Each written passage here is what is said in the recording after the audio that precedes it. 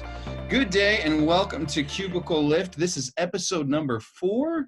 We're on episode number 4, an honest conversation on mental health in the workplace and suicide prevention. We have some amazing guests, some three guests, our first time with 3 guests on the show, so that should be kind of exciting. My name is Josh Rivedal. I'm also with the I'm Possible Project, a mental health and suicide prevention-based organization where we entertain and engage on those topics. And there's a whole lot of other things I could possibly say. I'm also a suicide loss survivor, my dad and my granddad. And there's some other stuff going on. You could look me up on the internet. I'm going to kick it over to my, what would I call you today? I'm going to say beautiful co-host, Efrem Epstein. Please and thank you. It was lovely a few episodes ago. Is beautiful an upgrade over lovely? I don't know. We'll go with that. Yeah. Thank you so much, Josh. Always a pleasure. And yeah, I'm excited for every episode, but I'm especially excited for this episode for a number of reasons. First off, we were talking, I think last episode or maybe 2 episodes ago, about that you're one of the people that I can actually date back to virtually the exact moment I met. The evening, I believe, of Monday night, November 14th, 2011. So we just passed our friendiversary, ally-versary, and it was relatively early on in my mental health advocacy era. But tonight we have somebody on, Joanne, who also I can actually date to September 10th, 2009. I met her before, over 2 years before I met you, at World Suicide Prevention Day at the UN. And I heard a number of great speeches that day, and it was her speech that was one of the ones that motivated me to get more involved in mental health advocacy. So everything you've heard me talk about in the previous 3 episodes, a lot of that I might not have done if I hadn't heard Joanne speak on September 10th, 2009. And it's kind of coincidence. So we ran into each other a few times over the ensuing 9 years or so. And then 9 years later, by pure coincidence, she walked into the rehearsal room of a choir I was singing with at the time. And so we became choir mates. And so we thought it'd be fun to invite 2 other people that we sing with who have some lived experience from mental health and workplace, Megan and Andy, who are going to be additional guests at this episode. And one additional thing, which I'll tie it back there, is that Josh, as I got to know you better, and I saw a little bit of an excerpt of your one-man show that night that we met, November 14th, 2011. And then when you had your run, you were performing it live. I went to see your show in the spring of 2014, and your run was at a place called, place that many people in New York might be familiar with, a place called the Players Theater. And that was my first time actually in that building. And little did I know that just a couple years later, I would be on stage myself singing a few times with Megan, with Andy, with our choir. So there's a lot of things coming home on this, and I'm going to shut up because I'm talking too much. And Joanne, let's take over to you. Please say hello to our Cubicle Lift audience, and tell us a little about yourself. Sure, thanks, Seth. So I'm Joanne Harpel. And first of all, Josh, I just want to tell you how sorry I am for the loss of your dad and your grandfather. I actually saw your one-man show at International Survivors of Suicide Loss Day, I want to say 2012. And I'm a suicide loss survivor also. I lost my younger brother, Stephen, to suicide. He was 26, and this year, actually, we reached the point where he's now been gone longer than he was alive. He died in 1993. And I was a corporate lawyer at the time. I worked at a big, fancy schmancy New York City law firm. And after my brother died, I ended up making a pretty significant career change. And for the past 20 years, I have worked full-time professionally, focused on helping families and communities cope with the aftermath of suicide. So for many, many years, I was with the American Foundation for Suicide Prevention, running their entire area that focused on what we call postvention, right? So what happens after a suicide. And then a number of years ago, I opened a private practice based in New York, but I work with people all across the country and in many cases around the world, called Coping After Suicide. So I do everything from working one-on-one with individuals, working with families. I run many online suicide bereavement support groups. I work with schools. I train doctors and mental health professionals and clergy and funeral directors. And I consult with a lot of workplaces where there's been a suicide and help them cope with it, because a work community functions in many ways like a family after there's been a suicide, with all of the complexity of thoughts and feelings and reactions and emotions and behavior and uncertainty, questions. And so the work that I do with families ends up translating really naturally to helping workplaces understand what leads to suicide, what the component of mental illness is, and how they can be supportive in more humanistic environments. That's really important work, Joanne. I'm grateful for your work and what you do, and I'm also deeply sorry for the loss of your brother. And before we move on, I want to go to Andy next, and then Megan. But would you mind giving us, verbalizing the link? We'll put it in our show notes, but the link to where we can find your work, Coping. Yeah. Sure. It's the name of my organization is Coping After Suicide, and the website is www.copingaftersuicide.com. Thank you. Because, you know, if people need that support and that work, then we want it, you to be easily searchable and findable. Thanks. And, you know, I've been working with people all across the country by Zoom since way before COVID. So, so I'm based in New York, but I'm available anywhere. Fantastic. That's really important. Thank you. Andy, nice to meet you this evening. Good to meet you. Why don't you give us a shout and tell us who you are, what you're about, whatever you want to say. Sure. Andy Myhrum. Really glad to be here. Thank you for having me on here.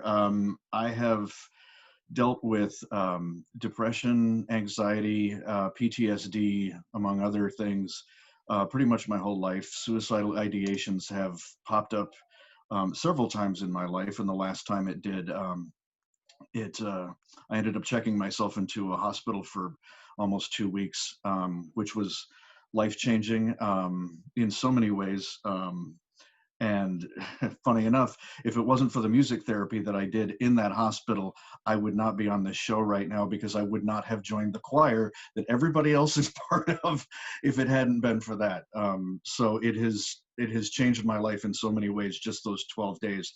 But it's something that I try to be very open about. I try to talk about. I would love to do my part to remove the stigma of mental illness. So when there was a chance to speak about my experience on something like this, I jumped at it. So again, thank you for the invitation. Definitely. Thank you. Pleasure to have you. Yeah. And yeah, just by talking, I mean, that's removing the stigma. And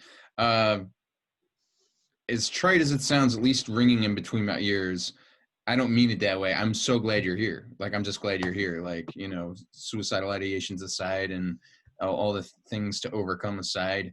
Damn, I'm glad you're here.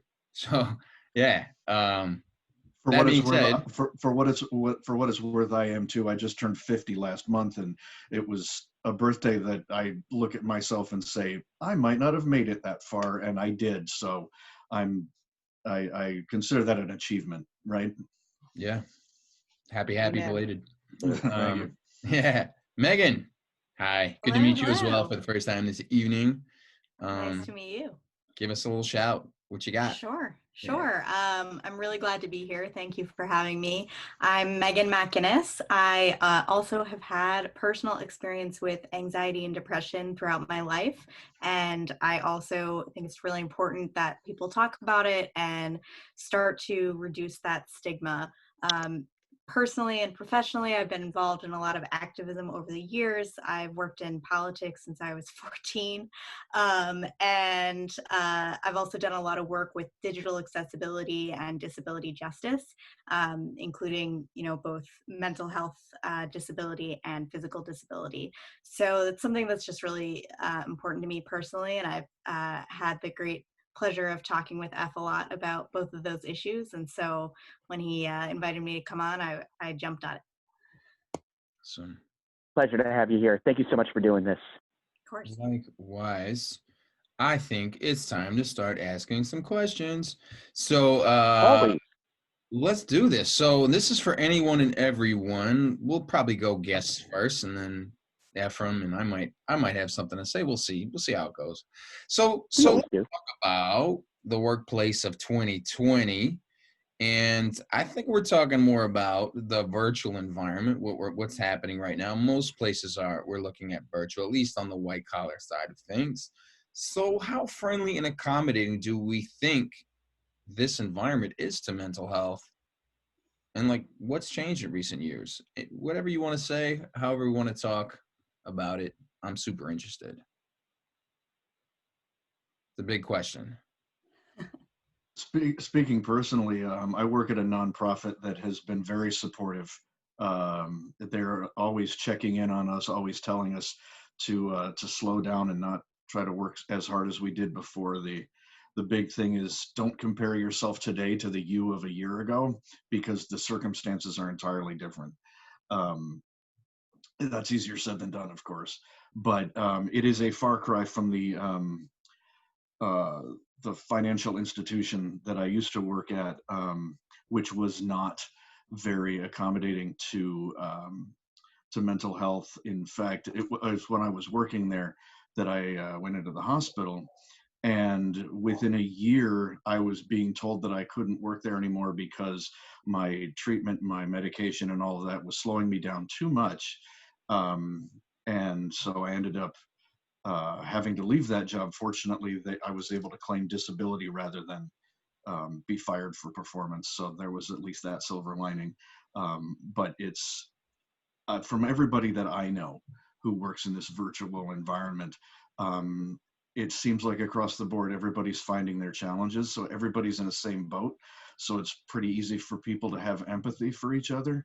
I maybe I'm naive in thinking that that's across the board, but a lot of people that I've talked to have found that, for whatever that's worth.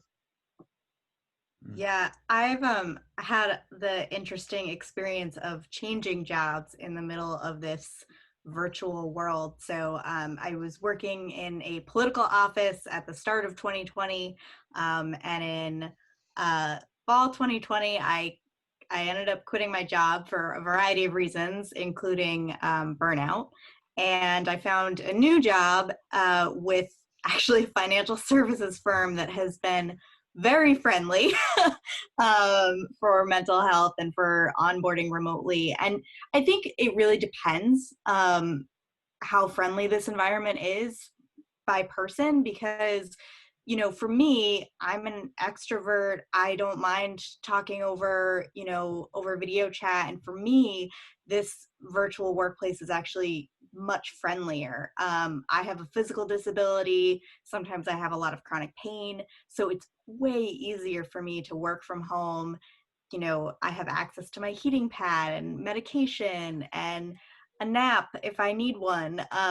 And so that is a lot easier for me to work from home and still be able to feel like I'm getting my work done and contributing to my team. But I know for other people, there's a lot of the Zoom fatigue, and also, I'm married, but I don't have any kids. I don't have, people that I need to be taking care of. And so for me, work and family is really my main priority, but I'm not dealing with kids, doing remote school and sharing an office with my husband or anything like that can really increase stress. So I think that while we're all in the same boat, and I think this is encouraging people to give everyone a little bit of slack and a little bit of grace, I also think that people are realistically dealing with very different types of environments from home, as well as personal factors that can really make a huge difference on the friendliness of the 2020 workplace. Joanne, I know that you run a consulting firm and what you do, but you work in a lot of different environments. Is there something that you're seeing, or any sort of trends, or any sort of the people or the folks or the places you're working at? Is there anything that sticks out to you, just out of curiosity? Yeah, what I see is that several different things are true all at the same time. I Mhm. think on one hand, there is um, a lot of discussion in the media about the impact of the pandemic on, particularly on those people who already struggle with depression and anxiety. I think there's a lot of sensitivity to the challenging environment that we're in and how it impacts mental health. I think there's a lot of discussion about the impact on young people. And so it's become part of the common parlance in a way that it never had been before. So that is extremely destigmatizing. There's a sense of camaraderie that we're all in this together and we need to look out for one another. And there's a normalization about some of these conditions like depression and anxiety that had been starting to some extent, but I think is accelerating in light of COVID, which is wonderful. Um, and also, I think there are many managers who fundamentally don't trust that if people are out of their line of vision, that they will be as productive. And so I think there are some workplaces where there is not as much of a level of taking, giving people the benefit of the doubt and have higher expectations because they can't see what's going on. And so that can actually make it very difficult for people who are perhaps struggling to admit it and to ask for the accommodation or support that they need, because there are some managers that if they can't see what's going on, they don't trust. So I think it's a mix. I think it's a mix.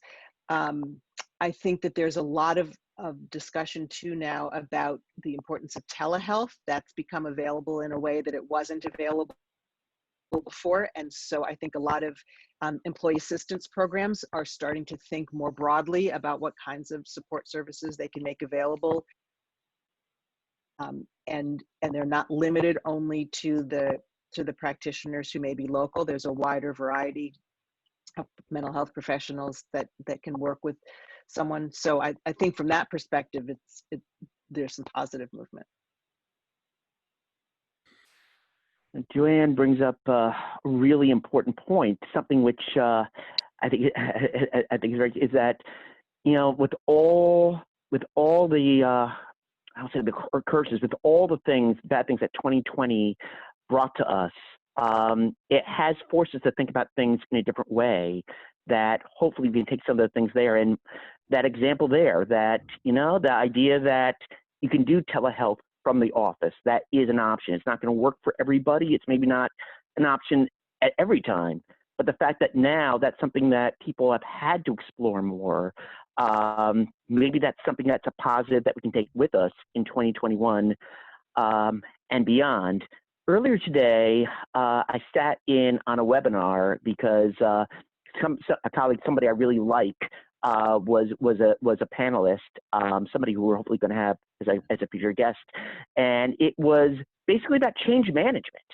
And he said so many great things, but two things off the top of my head. He said once again, if things feel really exhausting right now, it's because we basically went through 2 years of change management in 2 to 3 months.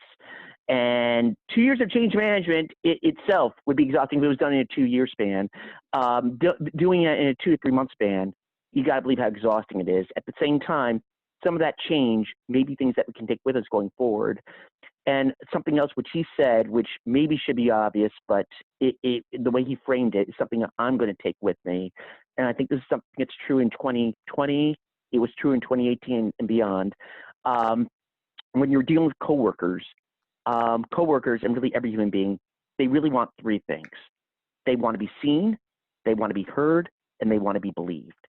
And whether you do that face-to-face, whether you do that virtually, no matter how you do that, I think that's probably true for interaction with all people, whether coworkers or not, but something, I mean, that we sometimes need to remember, that's really, in most cases, if you can do it, that's really what coworkers want from support: to be seen, to be heard, and to be believed.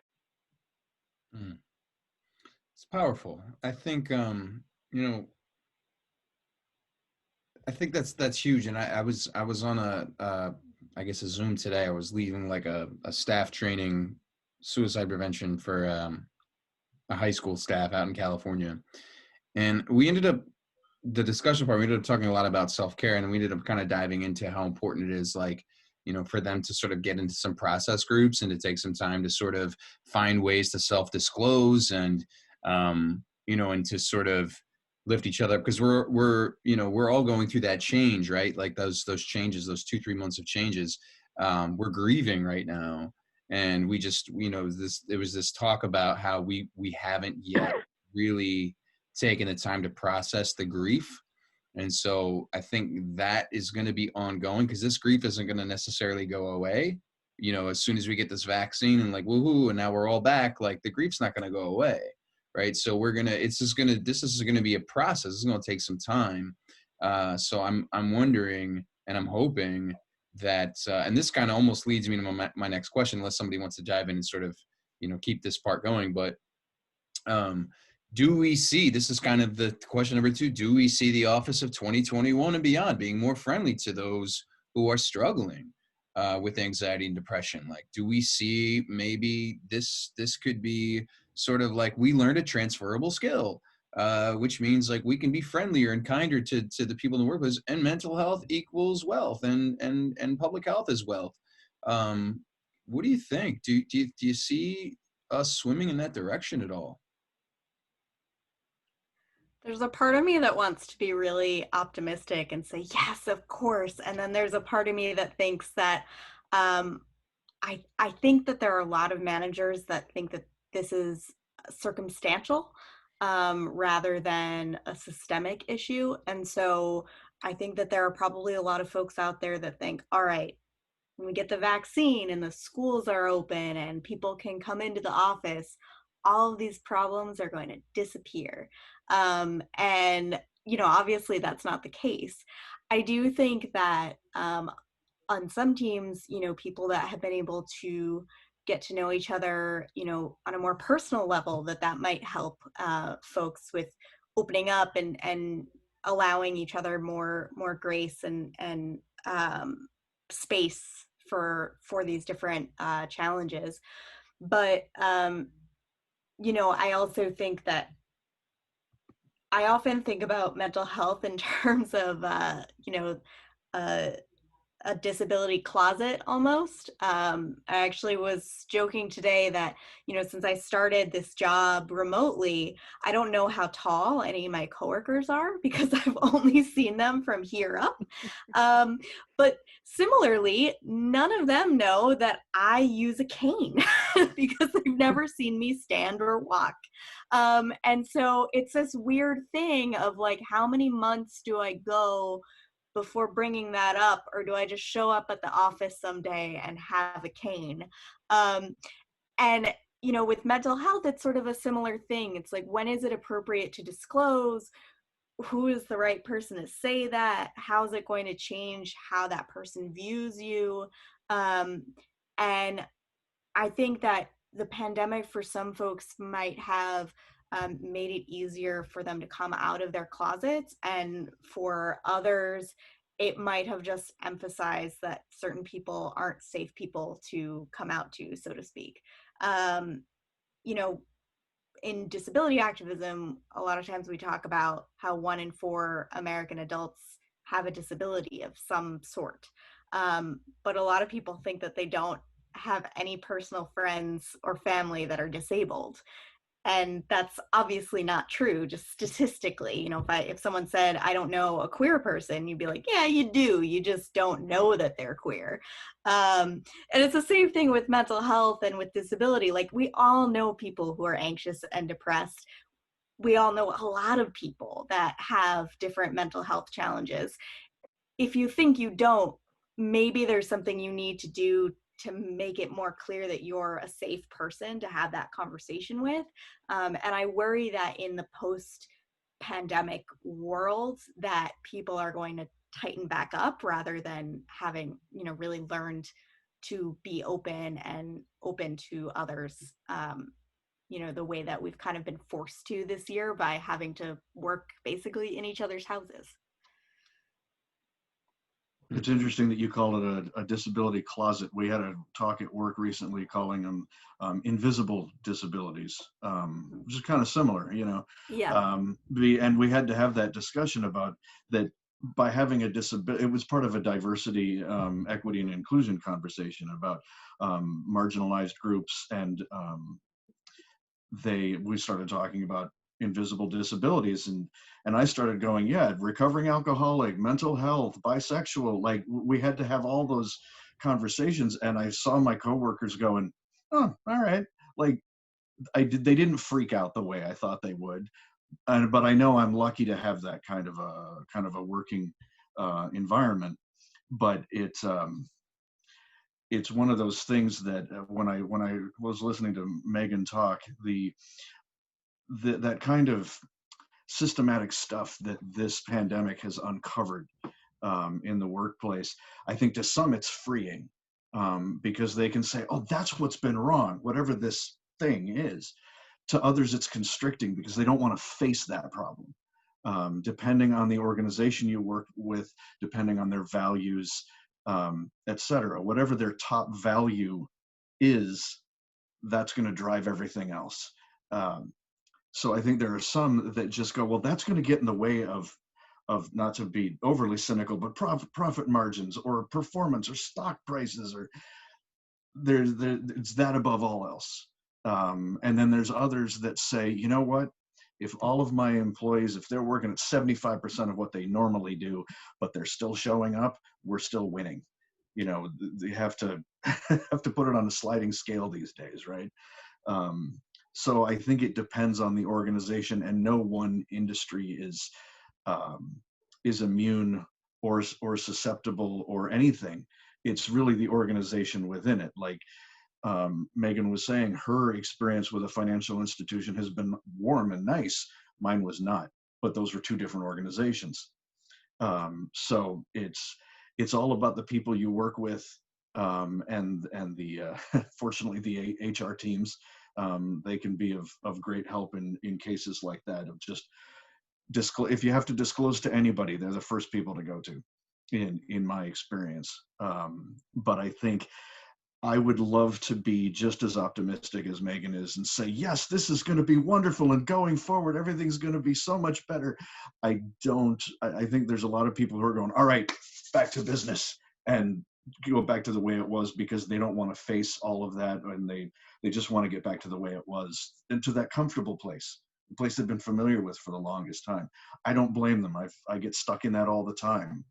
This is not a judgment by any means, but it's more of an observation, and I think something that we have to, unfortunately, just kind of take one place at a time going forward. I think this is a good way to tangent and then ask another question, but it really ties in, because what I'm hearing a lot about the workplace of 2020, the workplace of 2021, I think what I'm hearing a lot of is self-disclosure. How do I self-disclose? When is the right time? To whom do I do that? Now, to veer this a little towards, because I think it's important to also talk about suicide awareness on, within the scope of this conversation. And I'd like to lead off, if you don't mind, Joanne, by starting off with you, and then if anyone else has, because then we can broaden it even too, just about general sort of self-disclosure. But for loss survivors, of which you and I are, but I'd rather defer to you on this question. For loss survivors, it can sometimes be a struggle to know how open one can be regarding their loved one's narrative. I mean, they don't just shut that off when they walk in the door at work. They're still that person. So how do they open up about that? When do they open up? And has anything changed in the last 2, 5, 10 years? What have you seen? So this is a conversation that I have with clients every single week, where they are grappling with whether, when, and how, and to whom to disclose what for them is often the single biggest, most transformative, most traumatic, and most profound experience of their lives, which is losing a loved one to suicide. and they carry that with them into the workplace, but grapple with whether to say anything, and if so, what to say, and when, and how, and who to say it to. And so what I usually encourage them to do is start out by thinking in terms of the difference between privacy and secrecy. That all of us have information about our personal lives that's private, and that we don't share our most personal information with everybody. We make judgment calls in every setting of our lives about what we want to share and who we want to share it with and what the purpose is of sharing it. And having some clarity about what kind of relationship you already have with whoever it is, whether it's a coworker or a boss or someone you're dating or whoever, and that you don't typically lead with your most vulnerable, most personal, most private information until you have some sense that you are in a relationship, whether it's a professional or a personal relationship, with someone who is trustworthy and will receive it in the way that you intend it. And so I encourage people to think about disclosure in that context. Secrecy is different. Secrecy is rooted in shame and in feeling as though if I let someone know this information about me, they will think worse of me, they will judge me. And often that is a function of how you see yourself. So if you are grappling with a sense that your loved one's suicide was somehow your responsibility, your fault, if you are grappling with the stigma of it, disclosing it, the prospect of disclosing it feels quite frightening. And so I usually encourage people, if that's how they're feeling, to really explore where that is coming from. So I typically would say to someone, you don't want to lead in a conversation with your boss with the most emotional, most vulnerable, most personal information. It's not appropriate for the workplace. It's not necessary. But I think it is perfectly reasonable to say, I had a recent loss. I mean, in my case, for example, when my brother died, I was working at a law firm. I went from a place of having passed the New York State bar exam to not being able to read People magazine because my concentration was so bad for some period of time. So it was important for the people that I was working with and working for to say to them, look, this happened in my life. I'm noticing I'm not sleeping as well and I'm having some trouble concentrating. So it may take me a little longer to turn things around in terms of what I'm writing or the work that I'm producing. It may take me a little bit longer because my concentration is not as good as it used to be. So I was taking responsibility for my professional performance, but also bringing them under the tent for what was going on for me. That's different from going into your boss's office and dissolving in a puddle of tears in a way that leaves them uncomfortable and you uncomfortable and has brought something quite personal into the workplace, where not everyone will know how to respond in a respectful way. Joanne, I think that's really quite wonderful. A lot of really fantastic tips. I happen to be taking a human relations class at the moment, and the chapter this week that we're digging in on, last week, excuse me, is about self-disclosure and how, and a lot of that stuff, that a lot of those sort of, I wouldn't say bullet points, but a lot of those major points that you hit, I mean, I don't want to be cliche, but it's almost textbook. Like, who are you doing it for? What's for whose benefit, how to do it, at what time. So that's really important. And then just, it's a little lighter, the anecdote I'll give, and then I'll kind of kick it back to the field.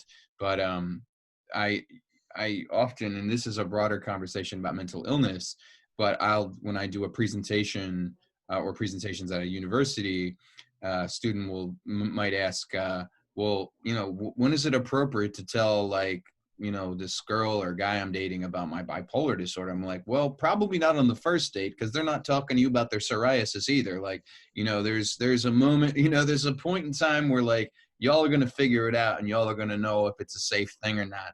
Right. So there's certainly an art form, and that's just sort of a light way to sort of to talk about the importance of self-disclosure and when and where. And there's a bigger conversation beyond that. But just, I guess what I want to summarize is to say thank you, because that was a really brilliant answer. And then also just to say that self-disclosure truly is an art form, and I'll kick it to the field. Well, I can't help but think. Sorry, go ahead. Go ahead, Andy. I just keep thinking about, when I came out, and I would have discussions with other people who've come out as LGBT of whatever kind, and everybody says, you know what, you come out when you come out, and you have the reasons to keep it private, and you have the reasons to put it out there. And my reasons to put it out there exceeded my reasons to keep it private. I think everybody has that threshold someplace, even if they're not consciously thinking it. And I think this is similar, is that there are times where there are environments rather where it's not relevant, and it never will be. So why bring it up? There's other like relationships. You're going to have to mention it eventually. The longer the relationship goes on, the more you have to disclose about yourself, especially the big things. But you have to find that moment, and it's different for everybody, and it's different for whatever relationship that anybody is having with the institution or person that you're self-disclosing to. There's so many moving parts in all of that. I also think there's a Buddhist saying that only speak when you can improve upon the silence. And I think of that only because in several of both of you have said so far that there's a difference between self-disclosing because it's relevant and just spilling it out on the first date or during your job interview or whatever. There's a point where it needs to be said, and whatever qualifies as a need is another discussion. But it feels to me like that's also a guiding principle of improving upon the silence. If it's better to speak about it than to stay silent, then maybe that's someplace to raise it. I'm not claiming to have the answers. These are what I'm thinking about as we're talking. Jumping off of that, I think one thing in response to what Andy just said, I think it can also be a really internal process. Like, we're talking about, relationships with others and environments. And I think especially in the modern workplace, where a lot of times we talk about workplaces as family units, whether that's a good idea or not, I'll leave up to opinions, and bringing your whole self to work and what that means. And I think it's definitely can be a positive thing to bring your whole self to work.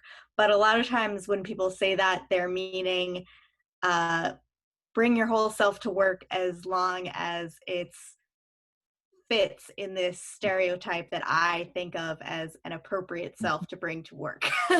And that message can be a little bit hard to parse for an individual. And so the thing that I think about a lot, and it is related to self-disclosure in many ways, is the systemic issues at play with workplaces in general and with mental health, versus individual solutions. So it can be an individual solution to, disclose and to personally break down that stigma, and, for managers to make it safe for people to disclose at work. But that's not going to fix the systemic issues that might be at play. It might help someone to be able to disclose that they're really anxious, but if the biggest driver of their anxiety is that the workload is way too high for a normal person, and oh, by the way, they're also, a woman or a person of color, and so they're also not making as much as they should be making for the work that they're doing, disclosing that makes them anxious is not going to fix that problem.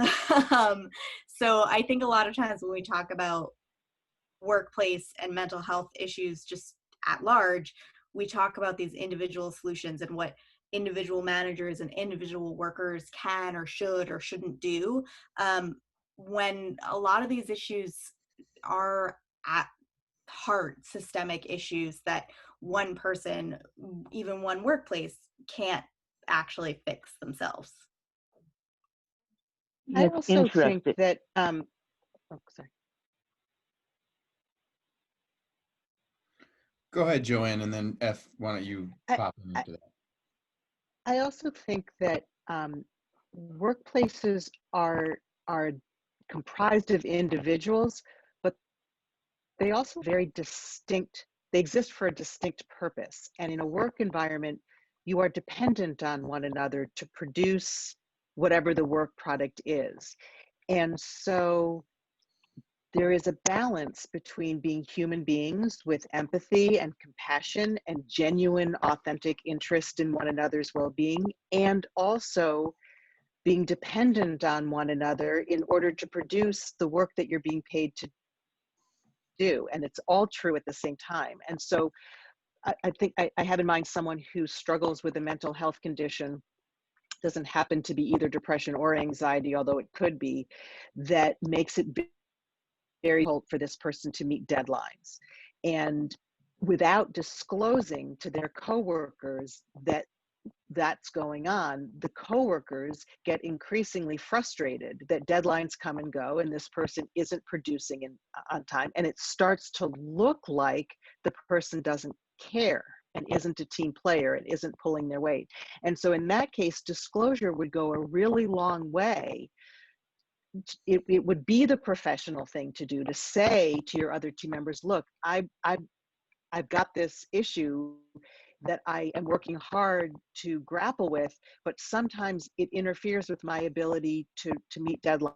So can we think together about some structure that we could build into this work process to help me be successful, because I feel a responsibility to the team, right? That mental health condition isn't their fault, but it is their responsibility.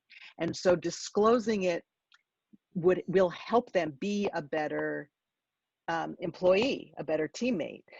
And not disclosing it, in this case, because the person feels a sense of shame around it, is actually working to their detriment, because their coworkers are reaching the wrong conclusion about what's going on for this person. So they don't have any empathy or compassion. They just think the person's a slacker. And so there are times that in the workplace, the disclosure is in the best interest of being the best team player and the best employee you can be. Yeah, I don't want to minimize the importance of individual actions in specific circumstances. I just want to focus, on the fact that if we think of mental health as a societal issue, there are underlying societal causes that are going to need society-wide solutions before we really have an environment that's working for many more people than it is right now. Agree completely. Absolutely. Absolutely. Gosh, there's been so much brilliance out there that, gosh, I'm actually losing track of all the brilliance I want to add on to, or try to add on to. About disclosure, I mean, and I agree with everything. There are right ways and wrong ways to disclose, and I don't know that any of us can identify what the perfect way is, if there is one, and Lord knows that I certainly don't know what the perfect one is. I think one of the reasons, there are many reasons why I got involved with mental health advocacy, but I think one of the reasons is because I wanted it to basically adopt it as part of my identity, and part of my identity that, listen, you can accept me or not accept me, but just know it's part of my identity. And no, I can't go into a job interview, or I could, but it's probably not a good idea for me to go in a job interview and say, let me tell you about what happened to me in May 2006, which was arguably the worst month of my life, and when I would not wish what I went through then on my worst enemy. But it is on my LinkedIn that I founded an organization called Elijah's Journey, a 501c3, about mental health in the Jewish community. That's on my LinkedIn. As is, I believe that I'm on the National Action Alliance for Suicide Prevention Faith Communities Task Force. So that's going to be there. And I would imagine most people that are going to work for me are going to see that. And if they're going to ask me about it, or they won't. And if they're not, if that's something that gives them pause, okay, then maybe they won't speak with me, and maybe that's for the best thing there. I can do that. That's almost a low touch way to disclose. Yeah, I mean, in what Joanne was saying, yeah, a few episodes back, we talked a little bit about one of my favorite words of 2020. I don't think it got invented in 2020, but I hadn't really heard it much before 2020. Neurodiversity. The idea that I was about to bring that up, Beth. So by all means, I won't say much, but by all means, please, because I'm sure that you're going to say, I'm sure you have many much more amazing stuff to say than I there. But yeah, neurodiversity, the idea that, listen, it wasn't too long ago, but after I entered it was while I was still in the workforce, that the idea that the ideal employee looked a certain way, talked a certain way, interviewed a certain way. And I think that one of the reasons we've got beyond that are actually for very selfish bottom line reasons. Companies have realized that those aren't always the best employees. And the person who may give the best interview may not be the best employee 3 months down the line. And there may be somebody that interviews horribly, but you know, that person's going to make your company a lot of money. So I think that that's something which I'm hoping improves on. Meg, let me hand that off to you. Yeah, so what I was going to say actually is, you know, in the disability community, there's a real movement around neurodiversity, and also just the identity, like the political identity of being disabled. I can definitely personally credit a lot of my knowledge around this to Julia Bascom, who's the executive director of the Autistic Self-Advocacy Network, which is an incredible organization. And actually, I met Julia through choir. This is a high school choir. So, you know, music, bringing people together. But a lot of the movement, you know, I think maybe 10 years ago, I'm not sure exactly on the timing, a lot of people were talking about people with disabilities and seeing the person first.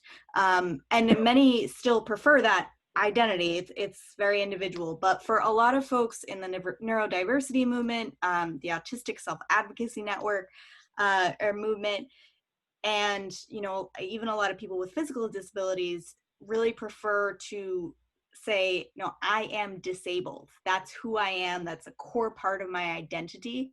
The same way as, you know, I am queer, I am a woman, you know, I am disabled. And that's something that I bring with me into every single room.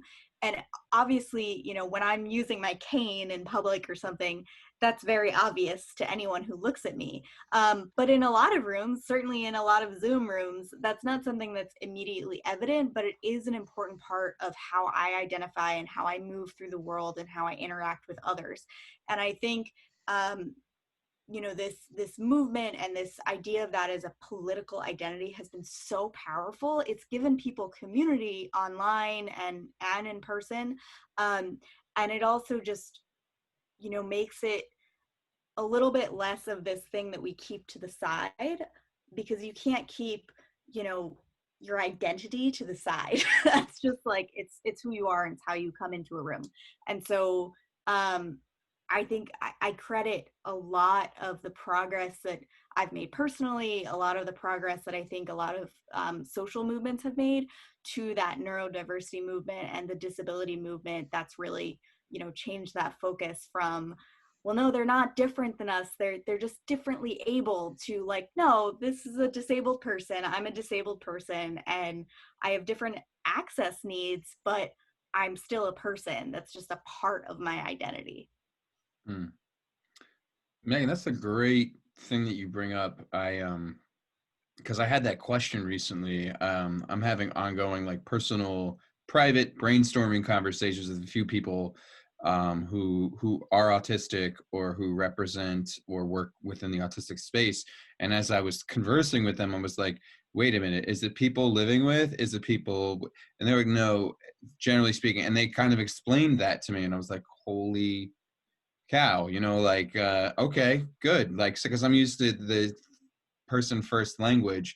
But I think, I don't know, I'm not necessarily giving myself a pat on the back, but I think that's also important that we ask people how can I show up for you? Right.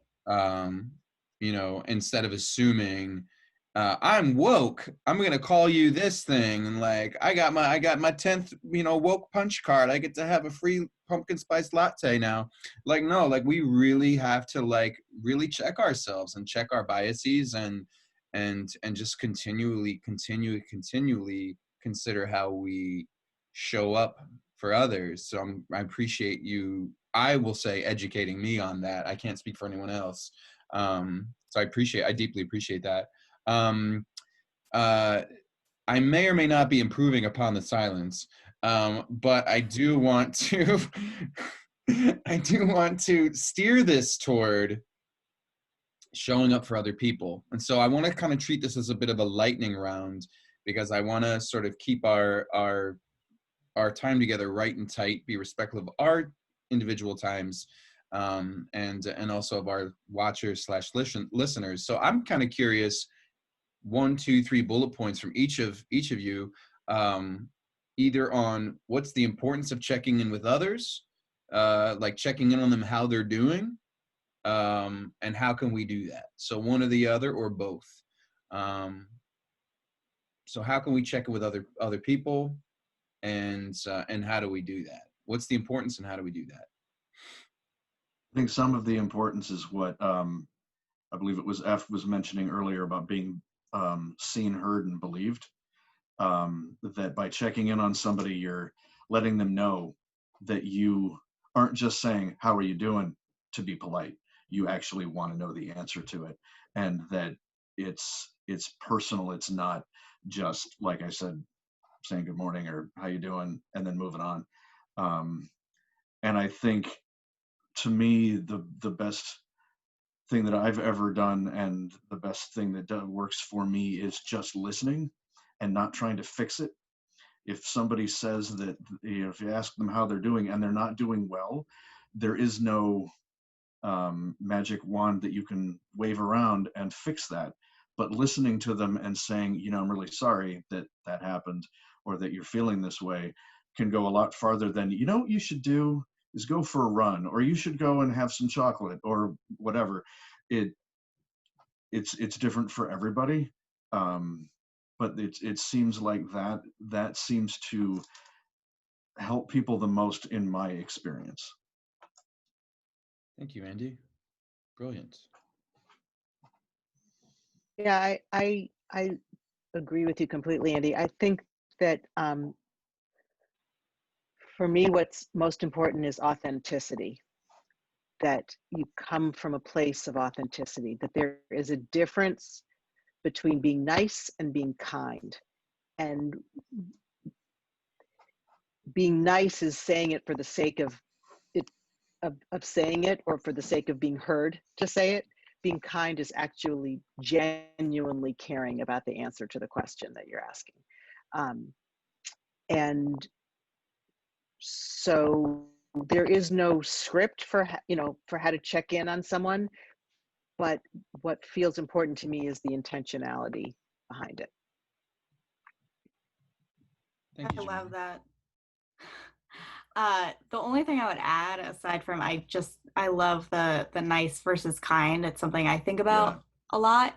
And what Andy said about really actually listening and not trying to fix it. A lot of times in the disability community, we hear like, have you tried yoga? Yes. But I think the only thing I would add to those two, I think, most important points, is if you're in the space for it and you're able to authentically share how you're doing, it can really help people understand that you're not actually listening to, to hear a fine and how are you?